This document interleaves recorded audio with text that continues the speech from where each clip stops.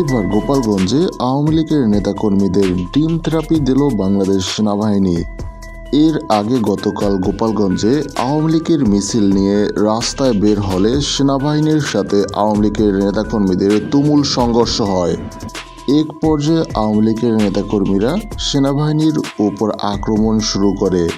এক পর্যায়ে সেনাবাহিনীর গাড়িতে ভাঙচুর চালায়। পরে সেনাবাহিনীর গাড়িতে আগুন ধরিয়ে দেয় আওয়ামী লীগের নেতাকর্মীরা। এতে সেনাবাহিনীর প্রায় 15 সদস্য আহত হয়। পরবর্তীতে তাদের হাসপাতালে ভর্তি করা হয়।